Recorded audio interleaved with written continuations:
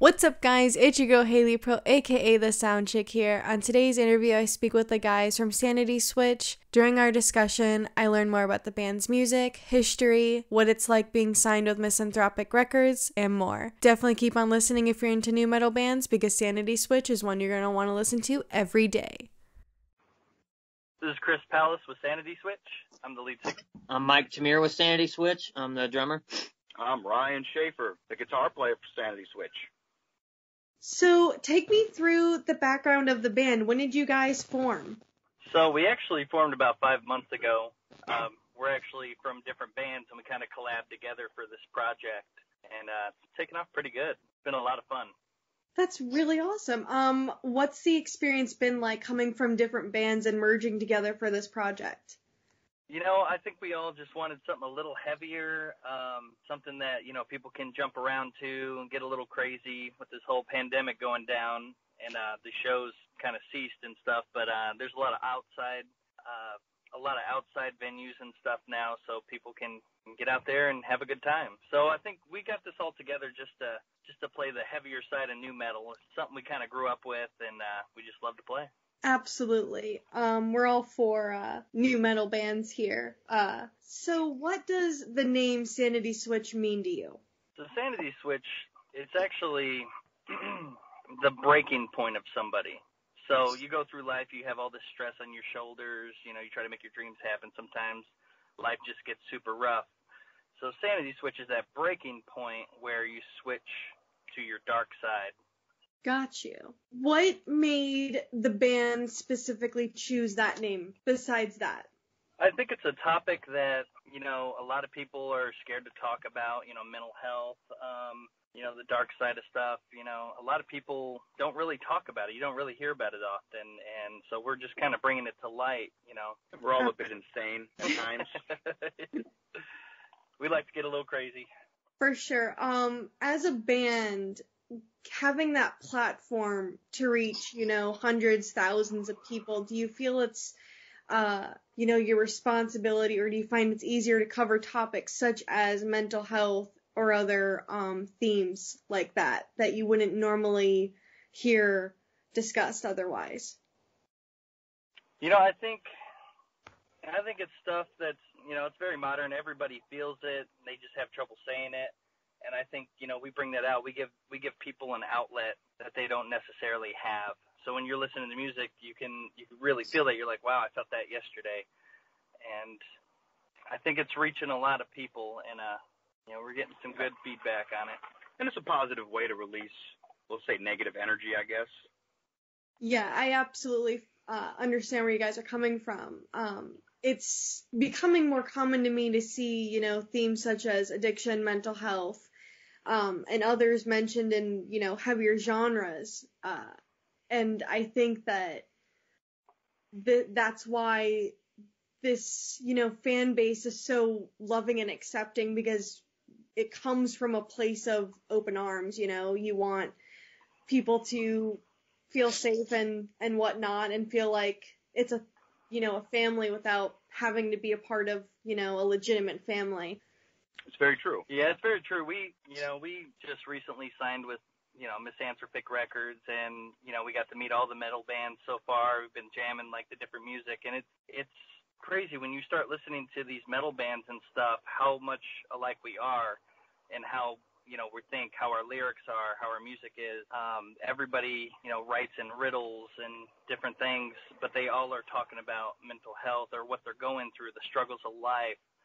And I think that's one of the reasons we like this label so much. You know, Eric and everybody, they're so down to earth, they're very nice, and they all help each other. And it really allows, it was like joining a family with open arms. You know, they all feel the same way we do, and vice versa, and we're all there for each other to help them, you know, through the tough times.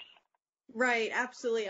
I just became partners with, you know, this record label as well. So I'm new to the family, and I've had a very similar experience. I mean, everybody's super welcoming.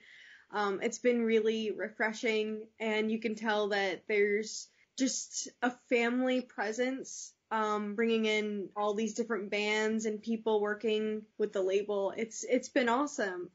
But how did you guys sign with this label, did they reach out to you or vice versa? So we actually saw their ad, and I did some research and stuff, and then so I actually reached out to Eric just to see what they were about and stuff. And when he walked us through everything, we were a little hesitant at first because we've been on labels before, and within the first week, he showed us that a label can be on your team, and help you as much as you help them. So this is a very, very cool experience. I feel like I got a family outside of my family. That's awesome. So how does Misanthropik Records differ from other record labels that you guys have been on, besides the whole family aspect to it? Well, they definitely care about their artist. Eric has somebody for everything. So if you're trying to get a show, he'll help you get into a venue, interviews, stuff like that. Definitely promotes your music. They have an online store. They're actually working on a website and stuff as well. Where it differs more is, we keep all rights to our music and everything. It's a very good indie label that, like I said, they just push every band, and they care about every band on that label. So it's not like they pick and choose which band they really want to, help out or not. No, they help everybody equally, and that across the board is pretty amazing for a label. Yeah. And I also like the fact, too, that if a bigger label comes along and wants to sign us, he's totally cool about us jumping ship and going to a bigger label just because he knows that we're helping them out and they're helping us out at the same time. So, the bigger we get, the more, I guess, awareness we can bring to their label. Right. Yeah, it seems that the bands have a lot more freedom than most labels give their bands. And, for obvious reasons that we've already talked about, like, it definitely seems more welcoming. There's more appreciation, widespread amongst the bands. It's not, so pinpointed towards like a few that are different compared to the others. But I mean, I've only been with this label for a few weeks now, and I've loved my experience. So I can only imagine what you guys are going through because your band, you guys are actually, the stars of the whole show. So that's awesome. But let's go back to your music for a second. What bands influenced your music the most? So we all got different influences bringing this together. One of my biggest, being a singer, is Mike Patton of Faith No More. The guy can do virtually anything vocally, and then he kind of was like the grandfather of nu metal. He started all this. And then they would definitely go to Korn and Deftones. I mean, for as far as overall band and sound, yes, that's right. I mean, like individually, I love extreme music. So the heavier, the more aggressive it is, the happier I am. So, I'm really digging bands like Infant Annihilator and stuff like Slaughter to Prevail.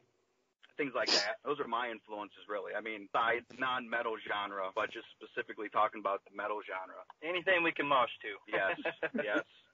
Right on. So you guys released your self-titled EP this past June. How did that release go? The release went great.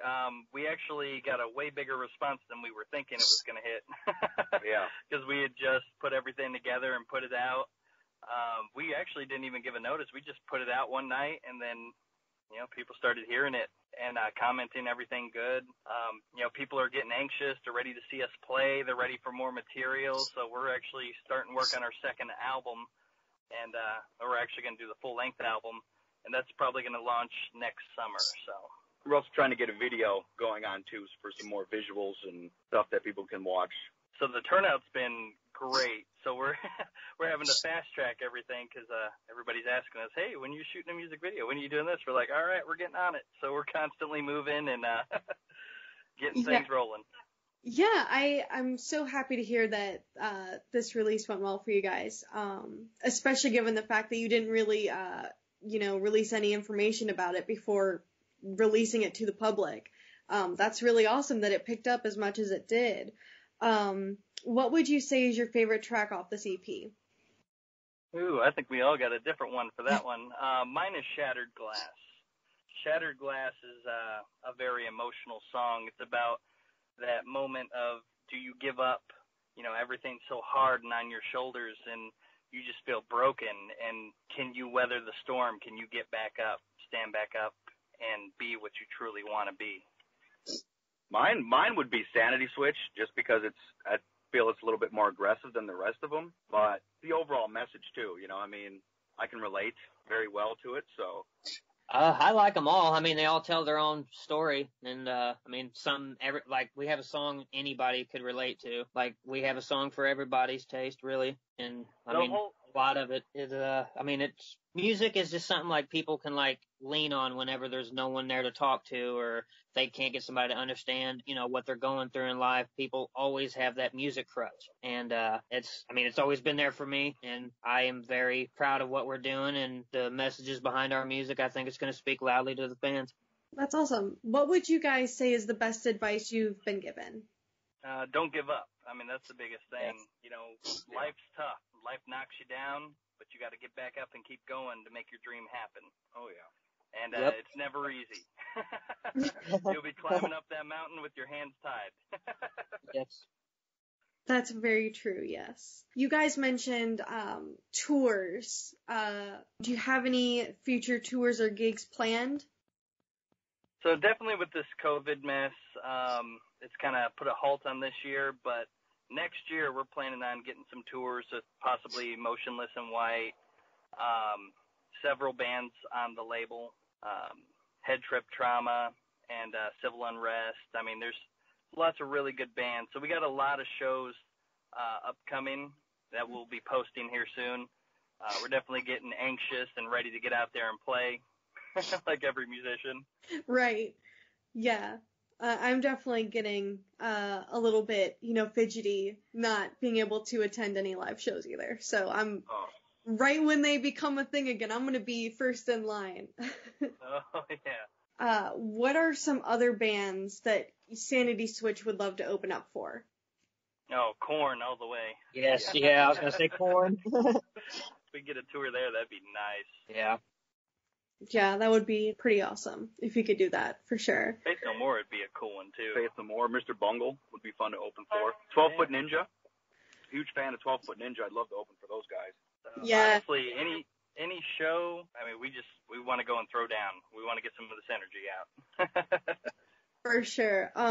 What is the craziest thing you guys have done for music?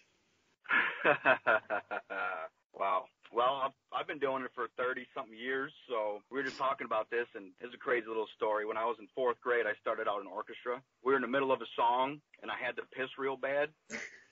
So I ended up pissing myself in the middle of the song just so I didn't have to stop and, look, just all of a sudden disappear. The only bass player in the orchestra drops the bass and runs off.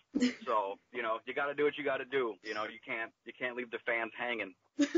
Right. So, yeah, so, I mean, we've done a lot of crazy stuff throughout the years, playing multiple shows in one night, like playing this venue, hurry up, pack up, drive 4 hours, jump at this venue, sound check real quick, play that show. Right. Just keep going. Right. So I have one last question for you guys, and that is, given what you know about being a band and coming from multiple, different bands and then working together on this project together, what advice would you pass down to other people? Check your ego at the door. Leave that shit behind you. Yep. Humble yourself. Play hard, play loud, practice. I mean, practice is one of the biggest things, and just don't give up. Right. I mean, you're only going to get better. The more you play, the more you do, the harder you push is going to determine the altitude you're able to reach. I hope you guys enjoy the interview with the guys from Sanity Switch and learning more about this band. In the meantime, definitely go make sure and check out their music, including their self-titled EP. Off this EP, my personal favorites are Shattered Glass and the self-titled track, Sanity Switch, but I'm sure you guys are going to enjoy any song off this EP. I appreciate having you guys on this interview, and I look forward to the next one. If you're interested in reading up more of my interviews or music reviews that I do, follow me on my social media on Twitter or Instagram at SoundChick. This is a great place to see all of my updates, so definitely check it out there. In the meantime, rock on, my dudes.